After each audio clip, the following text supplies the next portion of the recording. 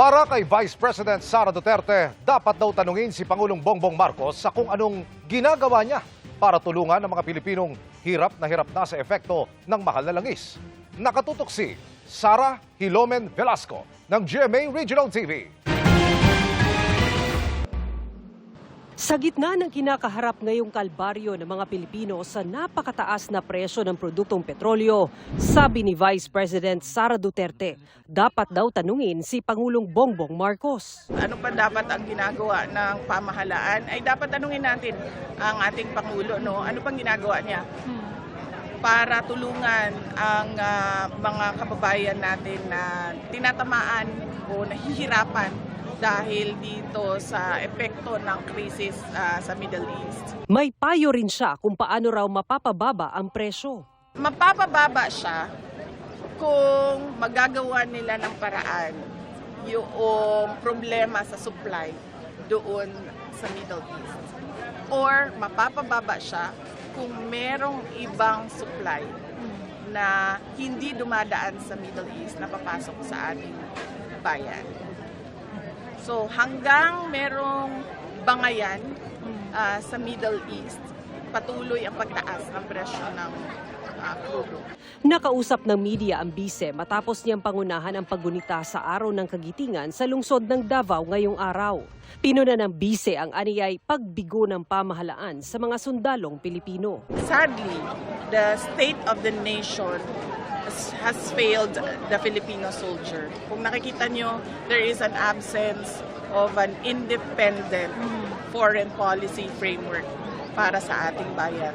Hindi mo na alam kung kaninong interes ba talaga ang pinoprotektahan ng ating mga kasundaluhan.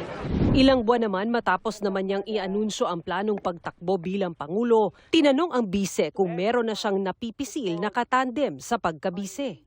Kailan ang right time na i-declare mo yung Vice President mo? Running mate mo? Right time? Kailan? Depende kung ready, kung meron na. Dahil sa ngayon, wala pa naman ako Vice President na candidate na kasama. Kung meron na at ready na siya, na magpahayag na siya ay tatakbo bilang Vice President. Meron na rin daw mga naghayag ng interes para mapasama sa kanyang senatorial slate, pero hindi pa raw siya pumipili. Ayaw din daw niyang pangalanan kung sino ang mga ito. Hindi ko sila papangalanan kasi unang-una, matindi at mainit ang politika ngayon. No?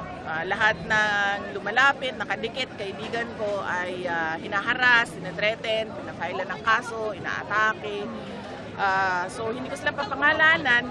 Nang hinga ng reaksyon tungkol sa lagay ng kalusugan ni Pangulong Marcos, ang maiksing pahayag ng bise. Good luck sa kanya.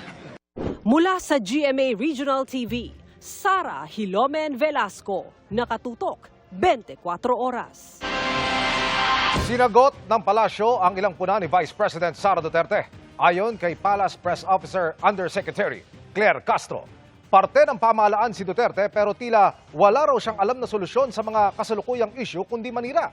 Hindi raw alam ng bise ang programa at kautusan, pati na ang nagawa at ginagawa ng pamahalaan. Ani Castro, hindi makatutulong ang paninira sa nangyayaring krisis sa Middle East, lalo't dapat daw ay nagtatrabaho at hindi nagkakalat ng sariling baho. Kaugnay naman ang puna ng bise sa anyay pagbigo ng pamahalaan sa mga sundalong Pilipino. Sagot dyan ni Castro, mandato ng mga sundalong Pilipino na magsilbi sa sambayanan at hindi sa political interest ng isang pamilya. Hindi raw pwedeng magsalita ang bise para sa buong miyembro ng AFP na aktibo pa. Panawagan ni Castro sa hukbong sandatahan, manatiling walang kinakampihan at huwag raw magpaloko sa mga taong sakim sa kapangyarihan.